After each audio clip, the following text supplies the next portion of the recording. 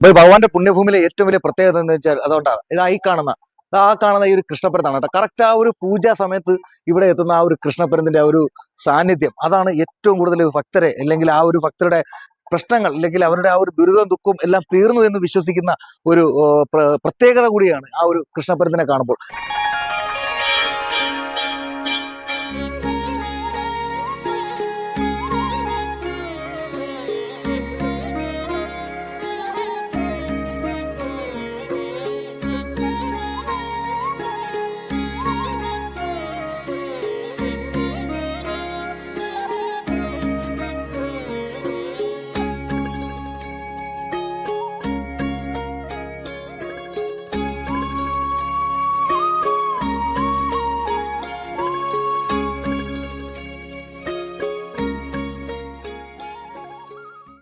പ്രതിഷ്ഠ കഴിഞ്ഞിട്ട് 41 ദിവസം 41 കലശം എന്ന് പറയും.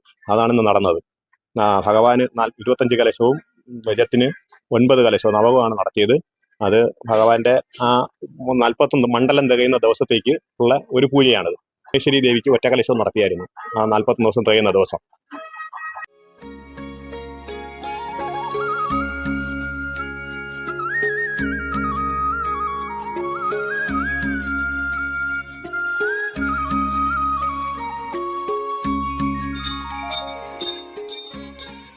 ഭക്തജനങ്ങളെ, ഞാൻ മുബാക്കും ലക്ഷ്മിനാരായണ ക്ഷേത്രത്തിലെ മേൽശാന്തിയാണ്. ഇവിടുത്തെ ചിരകാല സ്വപ്നമായിരുന്ന ഇവിടുത്തെ കൊടിമരത്തിന്റെ പ്രതിഷ്ഠ കഴിഞ്ഞ് ഇന്ന് 41 കലശവും അതുപോലെ തന്നെ ഭുവനേശ്വരിയുടെ ഒറ്റക്കലശവും കൊടിമരത്തിന്റെ നവകലശവും ഒക്കെ കഴിഞ്ഞു. വളരെ ഐശ്വര്യപൂർണമായിരിക്കുകയാണ്.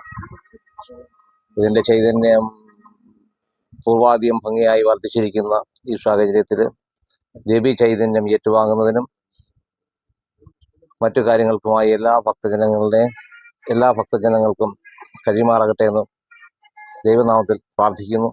ഗജപ്രതിഷ്ഠയുടെ കൊടിമരത്തിന്റെ നവകലശത്തിന്റെ ഭാഗമായി കലശം നടന്നുകൊണ്ടിരിക്കുമ്പോൾ നമ്മുടെ കൃഷ്ണപ്പരുന്ത് ഈ കൊടിമരത്തിന് ചുറ്റും വട്ടമിട്ട് പറന്നത് ഒരു അത്ഭുതവും അതിശയവുമാണ്. അതുപോലെ തന്നെ അവിടുത്തെ അനുഗ്രഹം നമ്മളിലേക്ക് എത്തപ്പെട്ട ഒരു സൂചന കൂടിയാണ് ആ കാണുന്നത്.